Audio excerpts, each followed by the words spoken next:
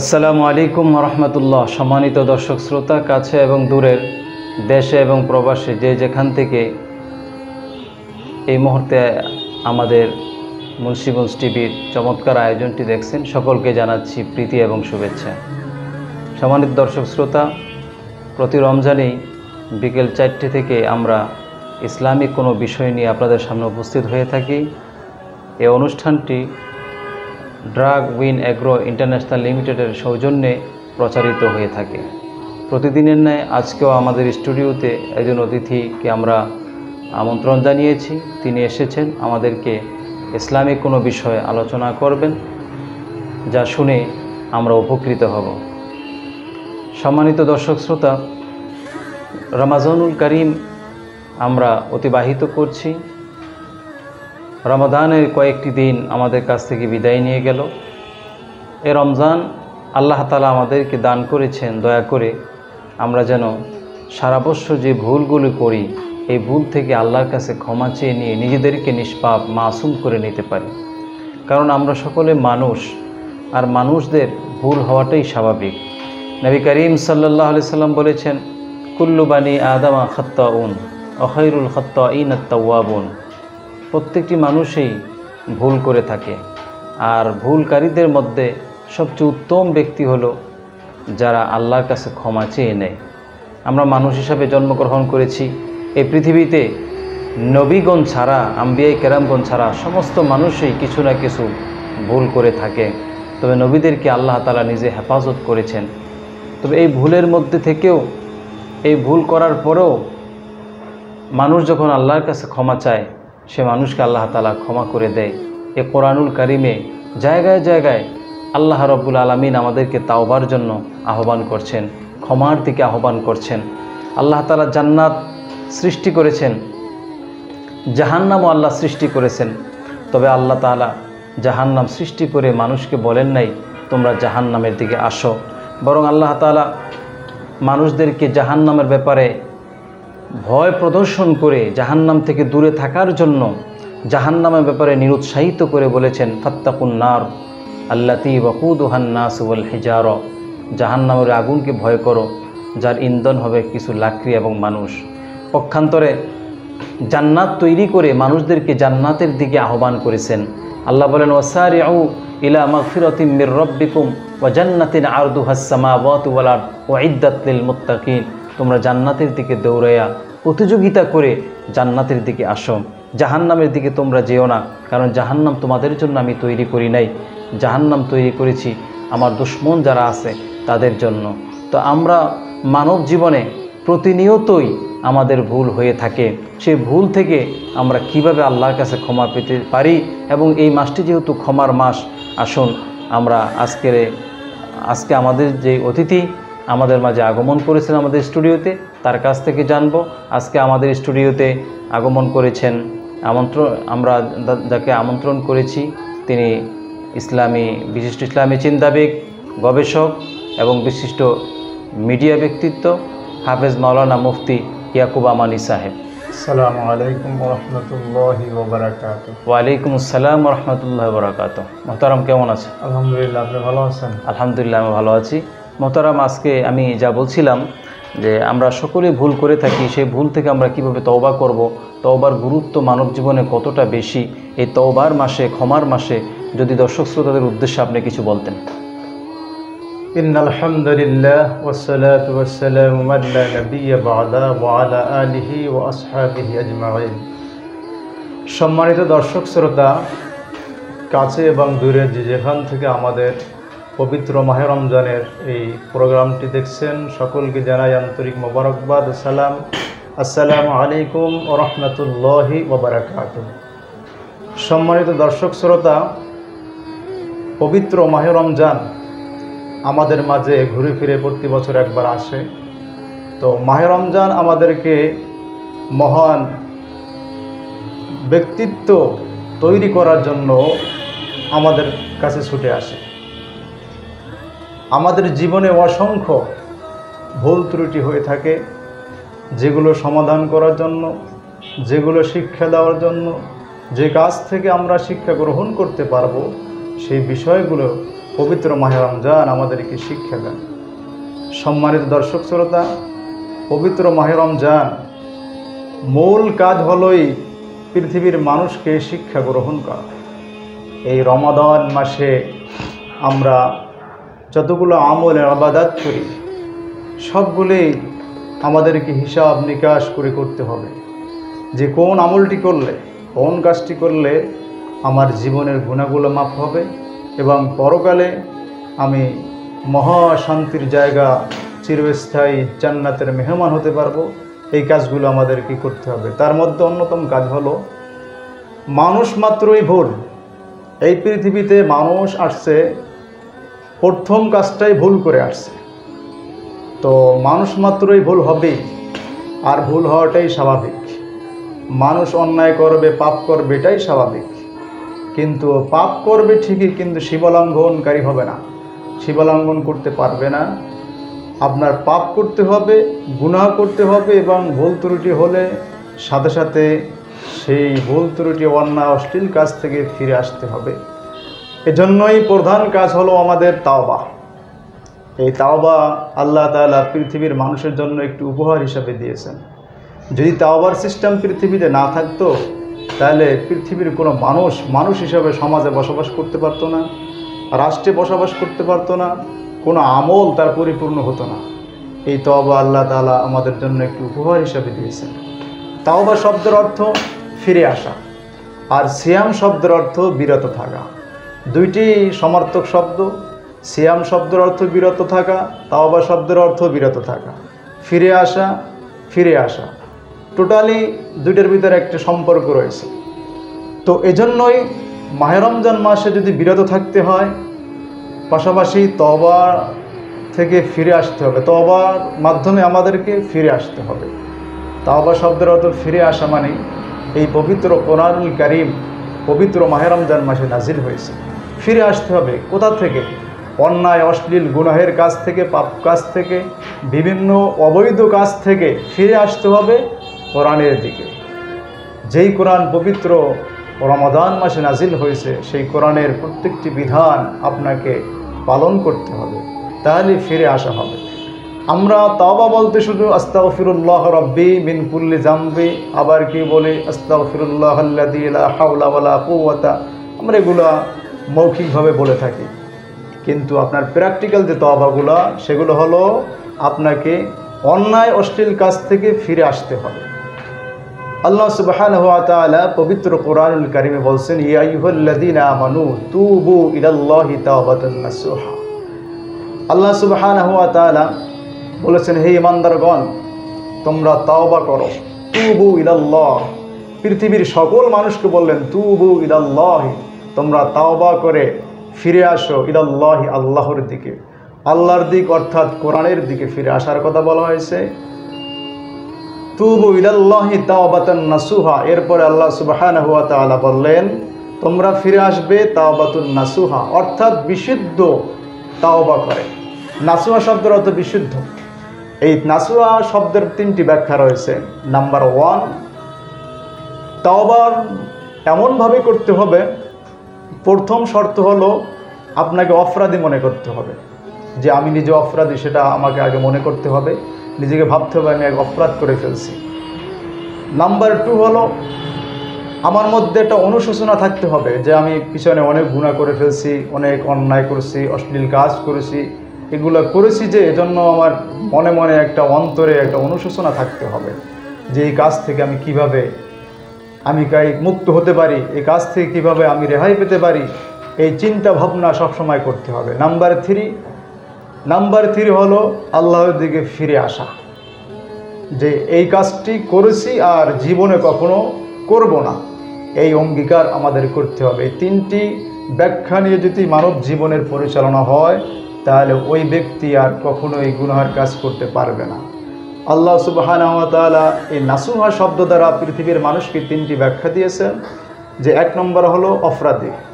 আমরা যারা পৃথিবীতে বসবাস করি, মানুষের একটা খাসলাত হলো আমরা নিজেদের অন্যায়কে কখনোই স্বীকার করি না, করতে চাই না। কিন্তু এটা হলো শয়তানের খাসলাত, এটা মানুষের খাসলাত হওয়া ঠিক নয়।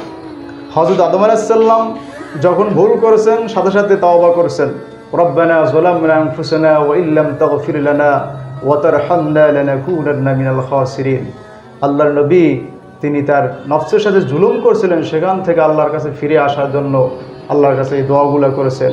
কিন্তু ইবলিস উনি নিজের অপরাধ স্বীকার করে নাই।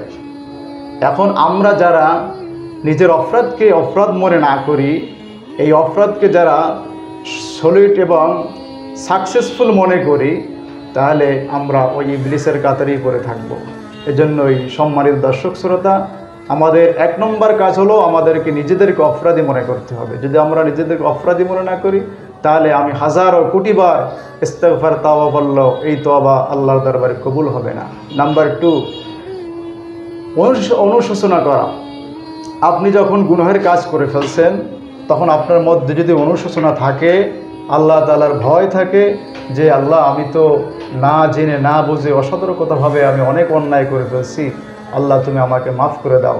আল্লাহ রাব্বুল আলামিন শুধু মাফই করবে না, বরং আল্লাহ তাআলা পবিত্র কোরআনুল কারিমে বলছেন, ইল্লা মান তাবা ওয়া আমিলা আমালান সালিহা ফাউলাইকা ইবাদদিলুল্লাহু সাইয়্যাতিহিম হাসানাত ওয়া কানাল্লাহু গফুরুর রহিমা। আল্লাহ সুবহানাহু ওয়া তাআলা বলছেন, প্রথম স্টেপ হলো সে অপরাধী মনে করবে, অপরাধ মনে করে সে ফিরে আসবে। অনুশোচনা করার মধ্যে, অনুশোচনা মানে অনুশোচনা কখন মানুষ করে? যখন সে নেক আমল করে। নেক আমল করার মাধ্যমে একটা অনুশোচনা হয়। এই অনুশোচনা যখনই মানুষের মধ্যে আসবে, এরপরে স্টেপে বলা হয়েছে ফাউলাইকা ইবাদদিলুল্লাহ। আল্লাহ সুবহানাহু ওয়া তাআলা তার জিন্দেগির, তার জীবনের যতগুলো গুনাহ আছে সবগুলো একদম পরিবর্তন করে দেবেন। কীভাবে পরিবর্তন করে দেবেন? সাইয়্যাত হাসানাত, সকল অন্যায় কাজগুলোকে আল্লাহ তাআলা নেকি দ্বারা পরিবর্তন করে দেবেন। সুবহানাল্লাহ। ওয়া কানাল্লাহু গফুরুর রহিমা।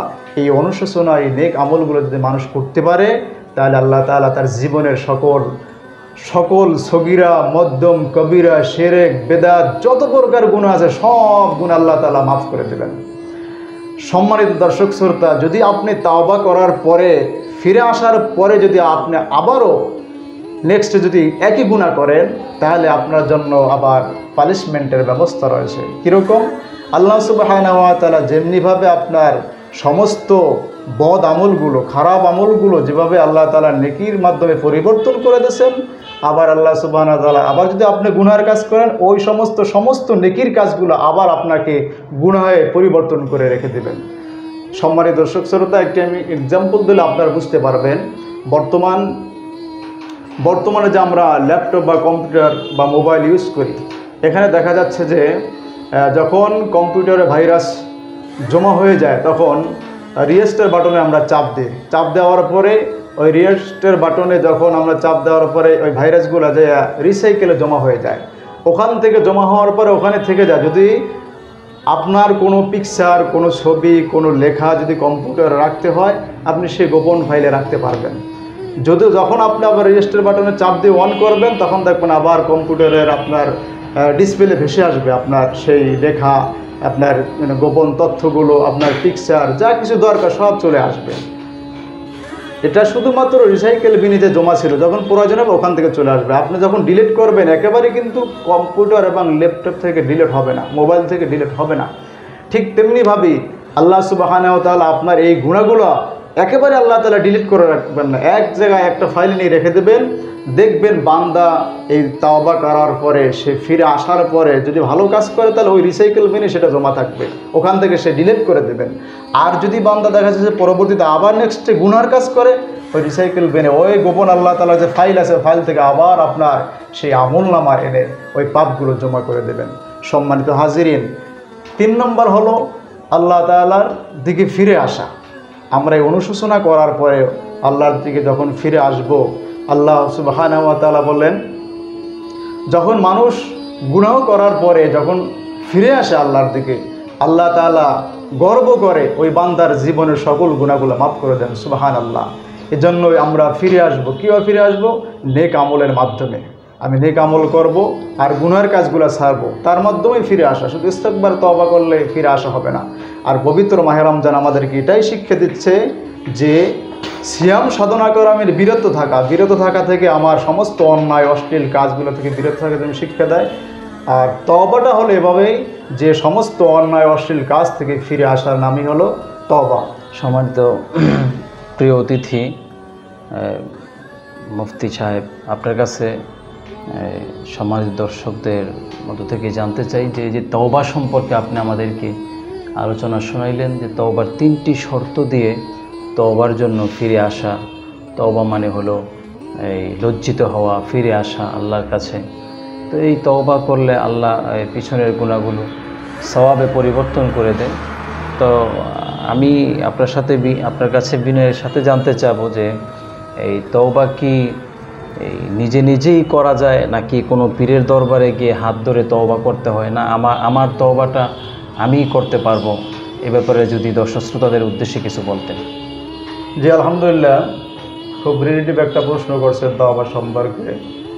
তো মোহতারাম মুফতি লোকমান হোসেন সাহেব প্রশ্ন করছেন যে তওবা কি নিজে করব, না কোনো পীরের দরবারে কোনো ওলামায়ে কেরামের কাছে গিয়ে তাদের হাত ধরে বায়াত হয়ে তওবা করতে হবে। সম্মানিত দর্শক শ্রোতা, এখানে প্রথমে আমরা ইসলামী জীবন পরিচালনা করার জন্য আমাদের প্রথমে যে দিকে ফলো করতে হবে সেটা হলো পবিত্র কোরআনুল কারীম। এর বিকল্প কোনো রাস্তা নাই, কোনো পথ নেই। কোরআন আমাকে কি বলে? কোরআন যদি বলে পীরের কাছে যেতে, তাহলে আমরা যাব। যদি কোরআন বলে আমাদেরকে আলেমের কাছে যাব। কোরআন যদি বলে না কোরআনের কাছে যেতে হবে, তাহলে আমরা কোরআনের কাছে যাব। সম্মানিত দর্শক শ্রোতা, আল্লাহ সুবহানাহু ওয়া তাআলা এই পবিত্র কোরআনুল কারীম যে রমজানে নাজিল করছেন, এজন্যই রমজান মহিমান্বিত মর্যাদা সম্পন্ন মাস হয়েছে। আর তাওবা কিন্তু রমজানটা রিলেটিভ বিষয়। এখান দ্বারাই প্রমাণ হয়, এখান থেকেই যে প্রমাণ হয় যে তাওবা করতে হলে ফিরে আসতে হবে একমাত্র কোরআনের কাছে, কোনো মানুষের কাছে যাওয়া যাবে না তাওবার জন্য। তাওবা তো গোপনীয় বিষয়। আপনি গুনাহ করতেছেন, সেটা আপনার গোপন বিষয়। সেই গোপন বিষয় আপনি আল্লাহ তাআলার সাথে গোপনভাবে আপনি আলোচনা করবেন, কথোপকথন করবেন, SMS পাঠাবেন, সেটা আল্লাহ তাআলার সাথে গোপনে, খুব গোপনীয় বিষয়। আপনি গুনাহর নিশ্চয়ই আপনি নিজের গুনাহ সম্পর্কে কাউকে জানাবেন না, কাউকে সাক্ষী রাখবেন না, অতিবাহিত করবেন না, এটাই আপনাদের ইচ্ছা। তো সেক্ষেত্রে তাওবা করতে হবে একমাত্র নিজের ইচ্ছায় গোপনীয়ভাবে আল্লাহর কাছে। এটা পৃথিবীর কোনো মানুষের কাছে মাধ্যম ধরে তাওবা করার কোনো বিধান কোরআন সুন্নাহর মধ্যে নেই। এটা যারা করে তারা পথভ্রষ্ট হয়ে আছে, ইসলাম পরিপন্থী কাজ। দিস ইজ নট ইসলাম, এটা কখনো ইসলাম সমর্থন করে না। আর দিস ইজ রাইট ইসলাম হলো তাওবা করতে হলে আল্লাহর দিকে ফিরে আসতে হবে, অর্থাৎ কোরআনের দিকে, কোরআনের বিধানগুলো মানতে হবে। অর্থাৎ ছেড়ে দিলাম আর ধরলাম, অন্যায়গুলো ছাড়লাম, কোরআনের বিরুদ্ধে যতগুলো কথা আছে, যত কাজ আছে, এগুলো আমরা ছেড়ে দিলাম। আর কোরআনের পক্ষে, কোরআন যে কথাগুলো বলে, যে কাজগুলো, যে বিধানগুলো দিয়েছে আমাদের, সেগুলো আমরা মানলাম। এটি হলো বড় তওবা। আরেকটা বিষয় হলো পবিত্র কোরআনুল কারীম এই মাসে নাজিল হয়েছে এজন্যই যে পৃথিবীর মানুষ দলে দলে বিভক্ত হয়ে আছে যে আমরা কিভাবে রোজা পালন করব, কিভাবে নামাজ আদায় করব, কিভাবে যাকাত প্রদান করব, কিভাবে হজ পালন করব। আমরা বিভিন্ন মিডিয়া, বিভিন্ন ব্যক্তিত্বের কাছে যাই, বিভিন্ন পীর সাহেবের কাছে যাই, মানে জান্নাতের একটা মাধ্যম আমরা খুঁজি। তো আপনি যদি আল্লাহ সুবহানাহু ওয়া তাআলা আমাদেরকে কোরআন পড়া ফরজে আইন করে দিয়েছেন, যদি আপনার জন্য যদি ফরজে কিফায়া হতো, তাহলে আপনি পীরের কাছে যেতে পারতেন, কোনো আলেমের কাছে যেতে পারতেন। এটা ফরজে আইন আপনার জন্য। ফরজে আইন মানে কি? যেটা নিজের অবশ্যই করতে হবে। তাই কোরআন ফরজ করে দিয়েছেন, নিজের অবশ্যই কোরআন সম্পর্কে জানতে হবে। তাই যে আপনি যে পবিত্র কোরআনুল কারীম রমজান মাসে নাজিল হয়েছে, রমজান মাসে আপনাকে শিক্ষা গ্রহণ করতে হবে। এখান থেকে আপনার তাওবার মাধ্যমে, কোরআনের মাধ্যমে আল্লাহর কাছে ফিরে যেতে হবে তওবা করে। এটাই হলো আসল তওবার রূপ। জি, ইনশাআল্লাহ। আলহামদুলিল্লাহ, আমাদের অতিথি অত্যন্ত চমৎকারভাবে তওবা সম্পর্কে আমাদেরকে উপদেশ দিলেন, আমরা কিভাবে তওবা করব। আসলে তওবা হলো নিজে লজ্জিত হয়ে ফিরে আসা। তওবা মানে এই নয় যে মুখে আমরা তওবা তওবা তওবা তওবা বললাম, আস্তাগফিরুল্লাহ বললাম, এর মানে এই নয়। তওবা মানে হলো আমার যে গুনাহের কাজগুলো আমার জীবনে সংগঠিত হচ্ছে, সেটা থেকে ফিরে এসে কোরআনের পথে আসা, আল্লাহর পথে আসা, নবী রাসূলদের পথে আসা। তো তওবা আমাদের দেশে প্রচলিত আছে তওবা নিয়ে, যে আমরা তওবা মানে হলো আমরা আস্তাগফিরুল্লাহ পড়ি, বা কোনো পীরের দরবারে গেলাম, সেখানে গিয়ে হুজুর আমাকে তওবা পড়ায়া দেন। তওবা পড়তে হয় না, তওবা করতে হয়। আর তওবা করতে হলে আমাদের জীবনের যে গুনাহের কাজগুলো আছে, ভুল ত্রুটিগুলো আছে, সেগুলো ছেড়ে দিয়ে কোরআনের পথে, আল্লাহ রসুলের পথে আসতে হয়। সম্মানিত প্রিয় অতিথি যিনি আজকে আমাদের স্টুডিওতে আছেন, মুফতি ইয়াকুব আমানী সাহেব, হজরতের কাছে আমরা জানতে চাইব যে আমাদের সমাজে অনেক মানুষ আছে অনেক ভুল ত্রুটি করে একসময় হতাশ হয়ে যায়, ফ্রাস্ট্রেট হয়ে যায় যে আমি এত ভুল করেছি, এত অন্যায় করেছি, এত জুলুম করেছি, আল্লাহ মনে হয় আমাকে মাফ করবেন না। এজন্য সে তওবাও করে না, আল্লাহর দিকেও ফিরে আসে না, দুটো না একটু দোদুল্যমান হয়ে থাকে। আপনি যদি এই অনুগ্রহ করে একটু বলতেন যে মানুষ যেন নিরাশ হয়ে যায়, তওবার রাস্তা সবার জন্য খোলা আছে কিনা, সে ব্যাপারে যদি কিছু বলতেন। জি, আলহামদুলিল্লাহ, সুন্দর একটি প্রশ্ন করছেন। আসলে তাওবা শব্দের অর্থই ফিরে আসা, সেখানে নিরাশ হওয়ার কথা আল্লাহ তাআলা বলেন নাই। আল্লাহ সুবহানাহু ওয়া তাআলা যে কথা বলছেন যে ফিরে আসতে হবে, তুমি যে অবস্থানে আছো অবস্থান থেকে ফিরে আসতে হবে, তার একটা সময় আছে, সেই সময়ে তোমাকে সময়ের মধ্যে আসতে হবে। সময় ওভার হলে সেটা হবে না। যেমন তাওবা করার সময়ে তখনই যখন বান্দা গুনাহ করার মতো সমর্থ থাকে, যখন বান্দার গুনাহর কাজ করার মতো শক্তি থাকে, তখনই তওবা করলে সেই তওবা আল্লাহর দরবারে কবুল হবে। যেমন এক্সাম্পল, যদি কোনো মানুষ চাকরি করে, চাকরির একটা বয়সের সীমা আছে, এই সীমা অতিক্রম করার পর সে যখন রিটায়ার্ডে যায়, তখন তার যে যত বড়ই অফিসার হোক না কেন, যত বড়ই বড় ক্ষমতাদার হোক না কেন, যত বড়ই সেই সচিব হোক না কেন, মন্ত্রী মিনিস্টার যে হোক না কেন, রিটায়ার্ড হওয়ার পর তার কোনো সিগনেচার কিন্তু কোনো কাজে আসে না। আর যখন তিনি ওই পদে ওই অবস্থায় বহাল থাকেন, তখন তার প্রত্যেকটি সিগনেচারের কোটি কোটি গুণ মূল্য আছে জাতির কাছে। ঠিক তেমনিভাবে আল্লাহ তাআলার বান্দাদের তওবা আল্লাহর কাছে তখনই মূল্যবান যখন সময় মতো বান্দা তওবা করে। যেমন মনে করেন, মানুষ যখন গুনাহ করার সমর্থন থাকে, শক্তি থাকে, মানুষ যখন 70+ বয়স হয়ে যায় অথবা 60+ বয়স হয়ে যায়, তখন কিন্তু মানুষের গুনাহ করার রাস্তা খুবই কম। আবার যখন 80+ হয়ে যায়, তখন মানুষ কিন্তু একদম গুনাহের কাজ করার কোনো সামর্থ্যই রাখে না, কোনো শক্তিই রাখে না।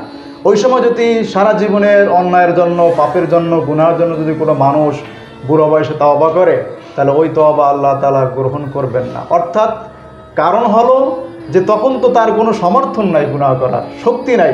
সে শক্তি থাকলে অবশ্যই সে গুনাহ করতো, সমর্থন থাকলে অবশ্যই সে গুনাহের কাজ করতো। এই জন্য আল্লাহ তাআলা বলছেন এই সময় যেমন ফেরাউন করেছিল মৃত্যু, যেমন ফেরাউন মৃত্যুর সময় করছিল, সেই তওবা আল্লাহ তাআলার দরবারে কবুল হয় নাই।